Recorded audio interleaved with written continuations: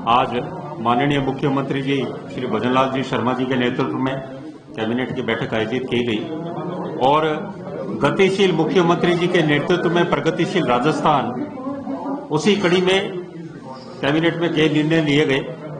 सबसे पहले अनेक विषय लिए गए, जिसमें खाद्य सुरक्षा विभाग, जिसमें विभाग मैं भी देखता हूं, तो उसमें खाद्य सुरक्षा योजना में जो लाभार्थी हैं, अभी हमारे पास लगभग 10 लाख के आसपास वैकेंसीज है, तो उसमें नए नाम जोड़ने का मुख्यमंत्री जी का निर्देश रहा।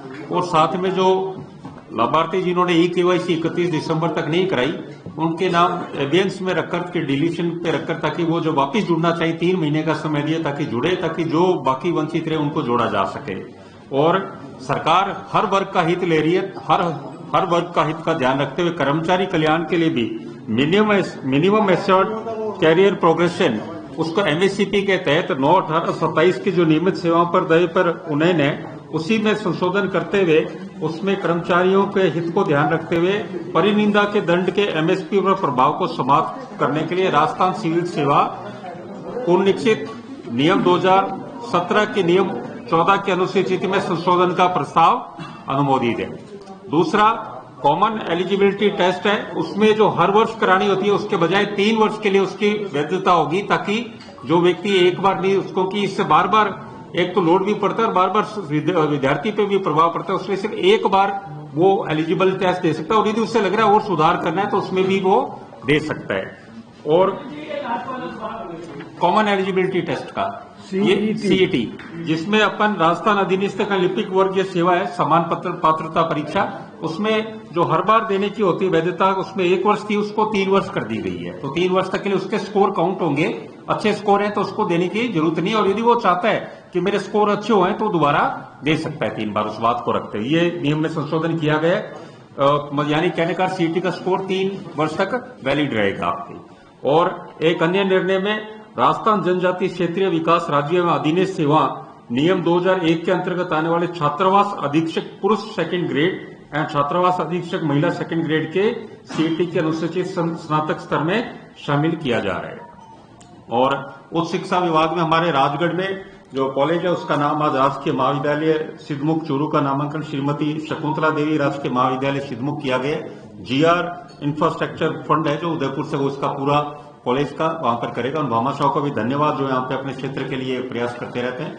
और पशुपालन विभाग में हमारी सरकार ने बेहतरीन काम करते हुए, आप देखिए कि पशुधन सहायकों डॉक्टर्स की इतनी सारी नियुक्तियां हुई। मैं धन्यवाद देना चाहूंगा हमारे कानून मंत्री श्री जोगाराम जी को, कि इनके प्रयास से और जोराराम जी के कुमावत के प्रयास से जो काफी सालों से भर्ती लटकी हुई थी, उससे पशु चिकित्सक मिले और आज गांव में राजस्थान में पशु चिकित्सक पहुंचे। उसी क्रम में देखते हुए आज सरकार ने जो पशुधन सहायक हैं उनको 3 पदोन्नति मिले, उसमें संशोधन किया है, जिसमें अब उनका नाम भी बदलाव किया। पदनाम में भी पशुधन सहायक का पदनाम हो जाएगा पशुधन निरीक्षक, और पशु चिकित्सा सहायक का पदनाम हो जाएगा पशुधन प्रसार अधिकारी, सहायक सूचना अधिकार का पदनाम हो जाएगा वरिष्ठ पशुधन प्रसार अधिकारी किया जाएगा। कि जो पहले पदोन्नति के 2 ही अवसर मिलते थे, अब 3 अवसर मिलेंगे। ये हमारे कुछ आज मंत्रिमंडल में ये निर्णय लिए गए। धन्यवाद। अब मैं आदरणीय कैबिनेट मंत्री जोगाराम पटेल जी से निवेदन करूंगा कि अपना विषय है। मित्रों, आप सबका बहुत बहुत धन्यवाद। राजस्थान के विकास में, राजस्थान के उत्थान में हमारा राजस्थान विकसित और समृद्ध बने, इसमें हम भी प्रयास कर रहे हैं। मैं आप सबका धन्यवाद करूंगा कि इसमें आपकी भी उपयोगिता हमारे लिए बहुत अति आवश्यक है। आप हमेशा सहयोग करते रहे। जब भी हमारे राजस्थान में विकास के कार्य होंगे, उन विकास कार्यों की जानकारी, सरकार के लिए गए निर्णयों की जानकारी, सरकार के सकारात्मक निर्णयों की जानकारी आपकी मार्फत जन जन तक पहुंचती है। और मुझे पूर्ण विश्वास है कि हमारे लोकतंत्र का जो चौथा स्तंभ है वो भी अपना कर्तव्यों का पूर्ण रूप से निर्वाह कर रहा है। उसके लिए मैं आभार व्यक्त करता हूं और भविष्य में भी करता रहेगा। जब से मौजूदा सरकार बनी है, सरकार का एक संकल्प रहा है कि हम जो कहें वो करें, जो करें वही कहें। और इसी के तहत हमने राजस्थान को समृद्ध और विकसित बनाने के लिए प्रयास शुरू किए। हमारे विश्व के सर्वमान्य नेता आदरणीय नरेंद्र मोदी जी का संकल्प है कि अमृत काल में हमारा देश विकसित बने और संसार में पुण्य व छोड़ने की चिड़िया बने, और इसी लिहाज से वो अनेक विकासोन्मुख कार्य कर रहे हैं। परंतु जब प्रदेश भी विकसित नहीं होंगे तो हमारा राष्ट्र विकसित नहीं होगा। इसीलिए हमारा राजस्थान प्रदेश भी विकसित होना आवश्यक है। इसी कड़ी में चूंकि आपके सामने संज्ञान में है, हमारा जो पहला बजट था, बजट घोषणाएं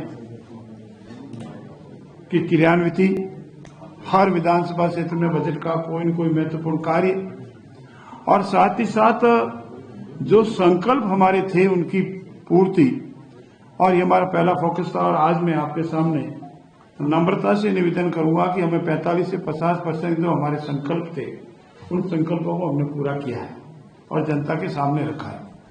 आपका मैं धन्यवाद भी करूंगा कि राइजिंग राजस्थान में हमने जितना प्रयास किया उसमें आपका सहयोग भी बहुत सराहनीय था।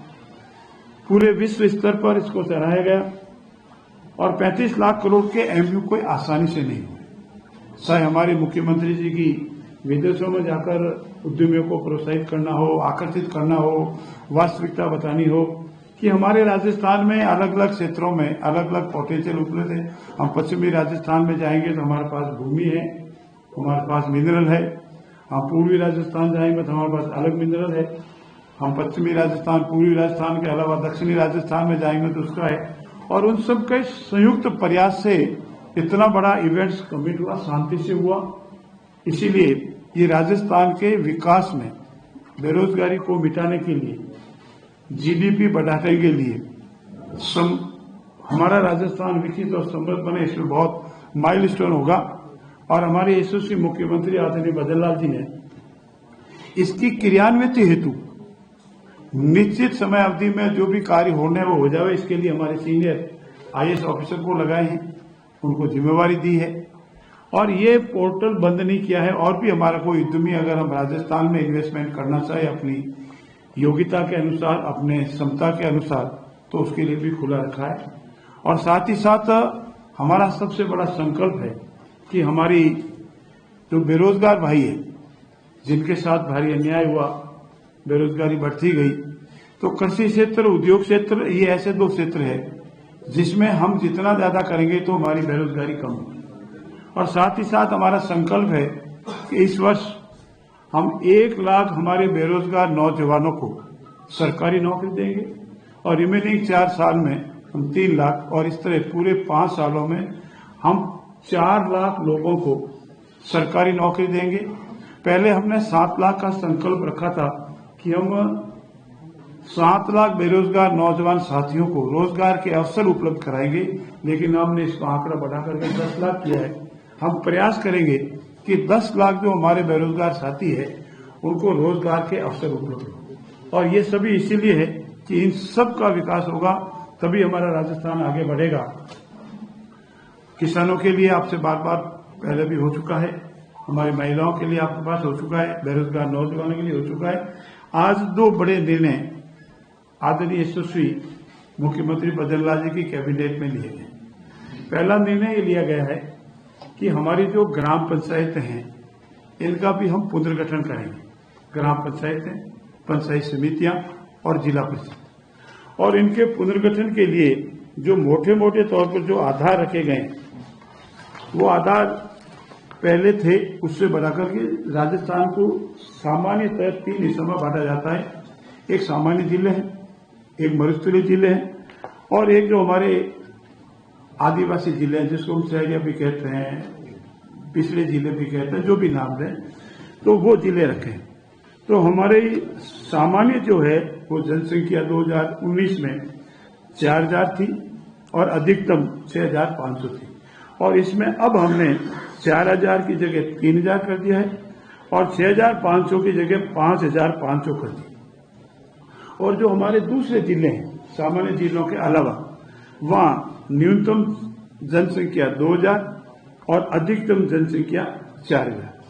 तो मनुष्य जिला दूर दूर होते हैं तो जनसंख्या इतनी नहीं मिलती है, जैसलमेर, बाड़मेर वगैरह वगैरह, या हमारे आदिवासी क्षेत्र में जो हमारे जिले होते हैं या हमारी ग्राम पंचायतें होती है तो उसमें जनसंख्या दूर दूर मिलती है। और इसी तरह हमारे जो 3000 की जो सामान्य संख्या है उस पर 7 वार्ड बनेंगे, और अगर 1000 जनसंख्या बढ़ती है तो प्रत्येक 1000 पर 2 या उससे अधिक वार्ड बनेंगे। ये सामान्य प्रक्रिया के तहत रखी है।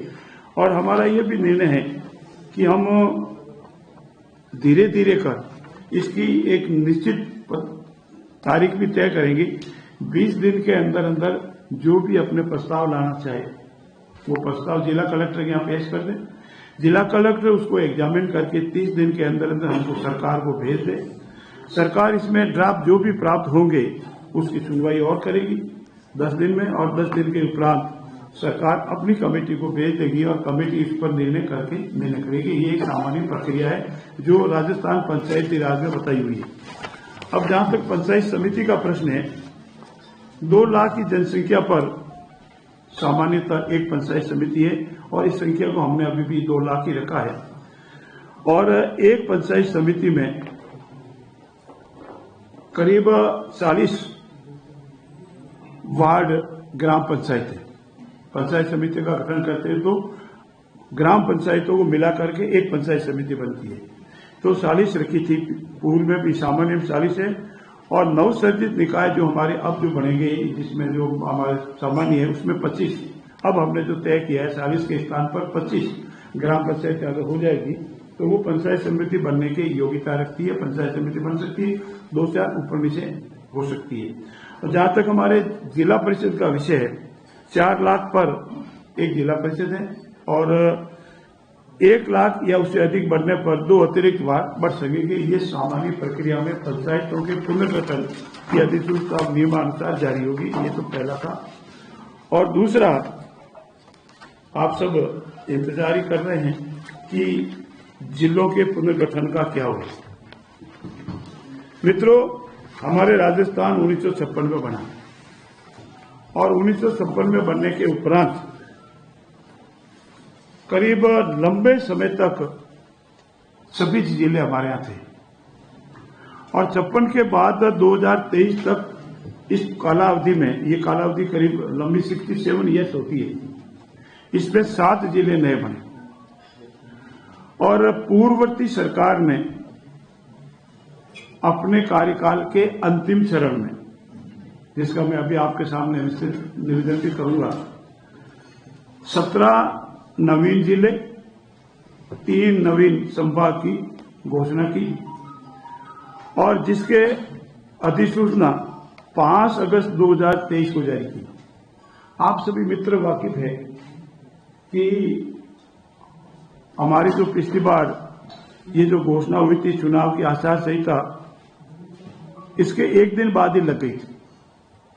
तो आचार संहिता से 1 या 2 दिन पहले नवीन जिलों और नवीन संभाग बनाने की घोषणा व्यवहारिक नहीं थी, ठीक नहीं थी। और इसके मोटे मोटे जो कारण हमारी कमेटी ने प्राप्त किए, आपको जानकारी है कि हमारा संकल्प था कि व्यवहारिक रूप में जो जिले हैं, वित्तीय संसाधनों की उपलब्धता है कि नहीं है, प्रशासनिक आवश्यकता है कि नहीं है, कानून व्यवस्था उससे ठीक होगी कि नहीं होगी, और सांस्कृतिक सामंजस्य होगा कि नहीं, इत्यादि मोटे मोटे तौर पर ये बिंदु होते हैं। और इनको पूर्ण रूप से अनदेखा किया गया, जनसंख्या को अनदेखा किया गया। और आप पाएंगे कि सामान्यतः जनसंख्या अगर नेशनल एवरेज लें तो भी करीब 9 लाख के आसपास होती है, 9,50,000 के आसपास होती है। और अगर मरुस्थलीय जिले हैं, कुछ आदिवासी है तो 6 लाख, और बहुत ही कोई जैसे बहुत कहीं गंगटोक में चले जावे, बहुत छोटे छोटे हुए तो 4 लाख। ये जनसंख्या का क्राइटेरिया है। और सामान्यतः 6 या 6 से ज्यादा तहसीलें होनी चाहिए, या कोई और, जैसे मैंने कहा शहरी क्षेत्र आदिवासी हो तो 6, और बहुत ही कोई हिंदुस्तान का बहुत छोटे छोटे हो तो 4 तहसीलें। ये मोटा मोटा क्राइटेरिया, इसमें कोई एक निश्चित मापदंड नहीं, लेकिन सामान्य एक क्राइटेरिया है। पूर्ववर्ती सरकार ने इनकी सबकी अनदेखी की और आप देखेंगे कि 6 से कम 6, 7, 8, 9 6, 7, 8, 9 सामान्यतः तहसीलें होनी चाहिए और अनेक जिले ऐसे आए जिनमें ये जनसंख्या नहीं थी। और बिना 4 बातें जो मुख्य रूप से मैं आपसे निवेदन करूंगा वो ये कि इतने जिले की आवश्यकता अगर होती इसका परीक्षण किया जाता, वित्तीय संसाधनों की उपलब्धता की घोषणा की जाती, प्रशासनिक लवाजमा कहां से आएगा इतना एक साथ उसका परीक्षण किया जाता, संभाग स्तरीय जिला स्तरीय जो इंफ्रास्ट्रक्चर है जिसको बिल्डिंगें कहते हैं वगैरह ऑफिस कहते हैं वो बनेगा कि नहीं बनेगा, इन सब को अनदेखा किया और 17 जिलों और 3 नव गठित पंचायत समिति संभागों की घोषणा की और इसमें यह भी महत्वपूर्ण है कि इसमें न तो पद सृजित किए, न कार्यालय भवन की उपलब्धता को कोई सुनिश्चितता की, न विभागों हेतु बजट सुनिश्चित किए। तो जब आप पद सृजित नहीं कर रहे हो तो उस नवीन जिले में जाके कौन बैठेगा? अगर आप कार्यालय भवन की उपलब्धता नहीं है, उपलब्धता की व्यवस्था नहीं करो, टेम्परेरी करो, परमानेंट करो, जैसे भी हो तो कैसे होगा? विभागों हेतु बजट अगर सुनिश्चित करोगे तो कहां से आएगा? पूरे जितने भी जिले बने उसमें से सिर्फ 18 विभागों में पद सृजन की सूचना की, बाकी किसी में नहीं की गई। इसलिए हमारी सरकार में आते ही एक तो हमारी मंत्रिमंडलीय उप समिति बनाई और हमारी मंत्रिमंडलीय उप समिति ने पाया कि ये जिले व्यवहारिक नहीं है, ये जिले जनहितार्थ नहीं है, ये जिले राजस्थान सरकार या राजस्थान राज्य पर अनावश्यक भार डाल रहा है। हमारी कमेटी ने यह भी पाया कि इन जिलों की उपयोगिता बिल्कुल नहीं है और बिना उपयोगिता बिना संसाधनों के जिलों की घोषणा करना किसी भी रूप में ठीक नहीं है। जब 67 ईयर्स में 7 जिले बनते हैं तो एक हफ्ते में, 2 हफ्ते में या 1 महीने में 17 जिले बनाना किसी तरह से उपयोगी नहीं है। इसीलिए कमेटी की सहयोग हेतु, मंत्रिमंडलीय उप समिति की सहयोग हेतु हमने एक एक्सपर्ट कमेटी भी बनाई और सेवानिवृत्त IAS डॉक्टर ललित के पवार की अध्यक्षता में कमेटी बनाई।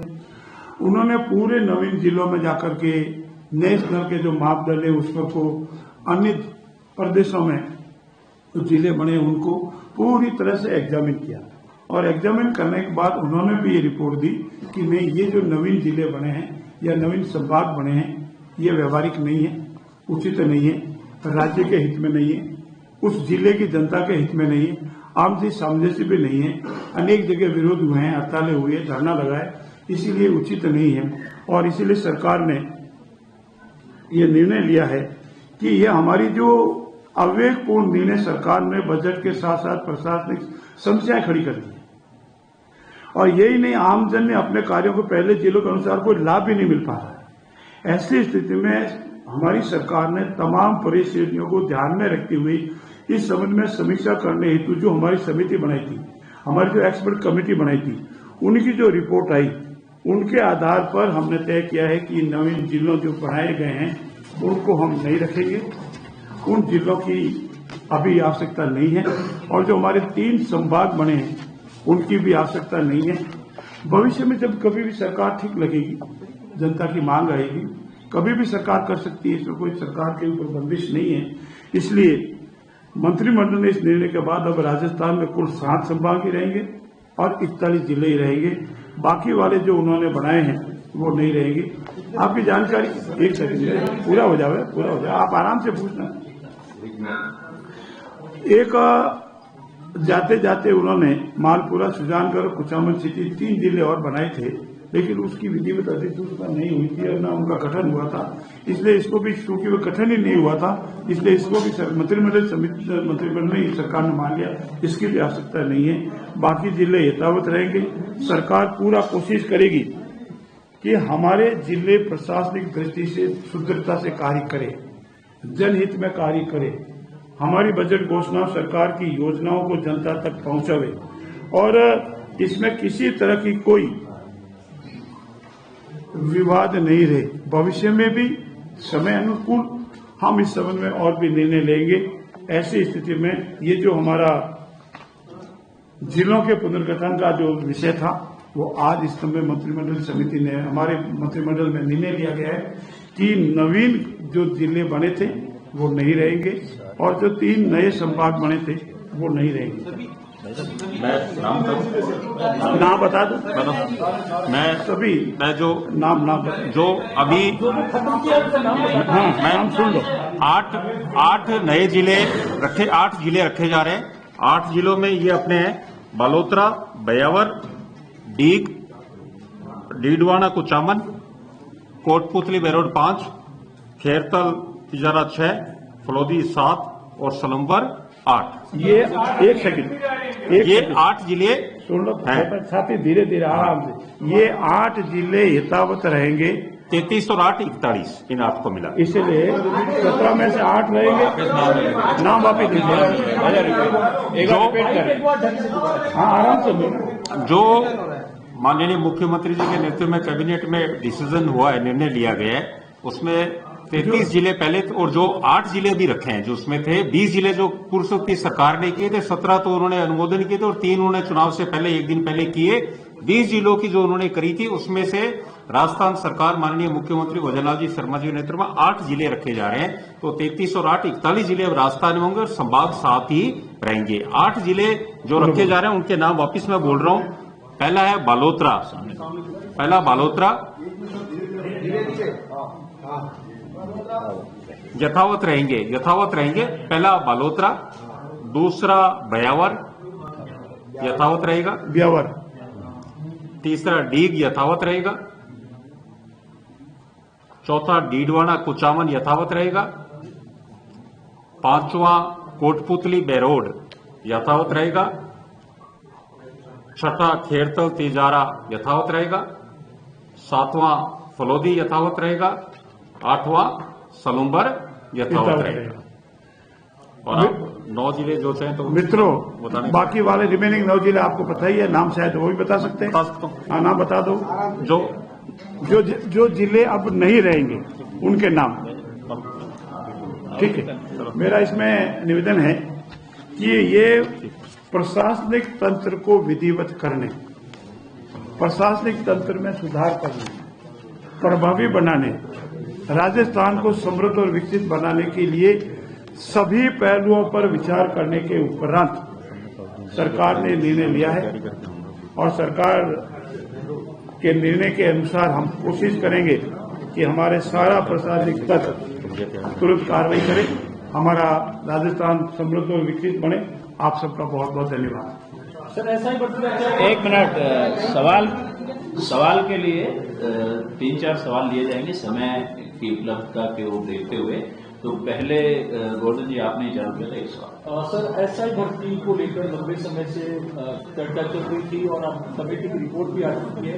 कैबिनेट में क्या डिसीजन हुआ एसआई भर्ती को लेकर? आज के कैबिनेट में एसआई भर्ती का एजेंडा नहीं था और न हमारा आपके समझ का विषय है। इसमें न्यायालय में मामला विचाराधीन है और इस पर ज्यादा कमेंट्स, न्यायालय में जो मामले लंबित होते हैं उस पर नहीं किए जा सकते। धन्यवाद। कोर्ट ने सर ये पूछा है कि आप इस पर फैसला कर दीजिए, चाहे यस या नो में। तो उसका बात है कि देखिए कोर्ट ने क्या पूछा, हम क्या जवाब देंगे, ये न्यायालय से संबंधित विषय है, इसको पीसी में नहीं कहा जा सकता। ये यथा स्थान पर यथा जवाब दिया जाएगा। धन्यवाद जी। प्रश्न तबादलों पर बैन हटने का सब कुछ एजेंडा रखा था या विचार हुआ अनौपचारिक रूप से? तबादलों पर बैन हटने तबादलों पर बैन हटने पर भी सकारात्मक विचार किया गया है और आपको शीघ्र इसकी जानकारी मिल जाएगी। सर ये चुनाव आप मुकेश मैडम चुनाव एक साथ करवाएंगे नगर पालिका निकाय पंचायतों के या क्या रहेगा? मैंने आपको इस अनेक बार अलग मिले तो इस साथ मैंने कहा ये हमारा संकल्प है, आदरणीय नरेंद्र मोदी जी का संकल्प है, हमारी सरकार केंद्र सरकार का संकल्प है, 1 नेशन 1 स्टेट 1 इलेक्शन। और उसी तर्ज पर हमारी राजस्थान सरकार के यशस्वी मुख्यमंत्री आदरणीय भजनलाल जी का और हम सबका ये संकल्प है कि हम वन स्टेट वन इलेक्शन, हमारा ग्राम पंचायतों का, जिला परिषदों का, पंचायत समितियों का पुनर्गठन का कार्य, जैसे अभी मैंने आपको कहा मंत्रिमंडल से मिल कर दिया है। हमारी नगर निकायों का, नगर निगमों का, नगर परिषदों का पुनर्गठन का कार्य भी चल रहा है। ऐसी स्थिति में इनका पुनर्गठन होने के उपरांत, क्योंकि पुनर्गठन के दौरान कोई इलेक्शन नहीं कराया जा सकता, पुनर्गठन के उपरांत हम एक साथ चुनाव कराएंगे, इसके लिए हम कृत संकल्प है। अब इसमें जो भी कानूनी अनिवार्यता है उसकी पूर्ति करेंगे, विशेषज्ञों की राय लेनी वो राय लेंगे, और यथासंभव हमारा संकल्प है कि हम एक साथ चुनाव कराने का पूरा प्रयास करेंगे। मनोज जी जिस तरह से आज जिले में 18 बचे गए हैं, तो क्या सीमांकन दोबारा होगा जिलों का? जिलों का सीमांकन दोबारा करने की आवश्यकता नहीं है कि जिलों के गठन के साथ ही सीमांकन तय हो गया था। शशि मोहन जी जी, विधानसभा सत्र की आगामी तिथि को बहुत ही रेलिवेंट सवाल है, धन्यवाद आपका। हम एक सेकेंड, आने वाले जनवरी के अंतिम सप्ताह में, आने वाले जनवरी के अंतिम सप्ताह में, अब जो जनवरी आ रही है, अंतिम सप्ताह में विधानसभा का सत्र बुलाया जाएगा।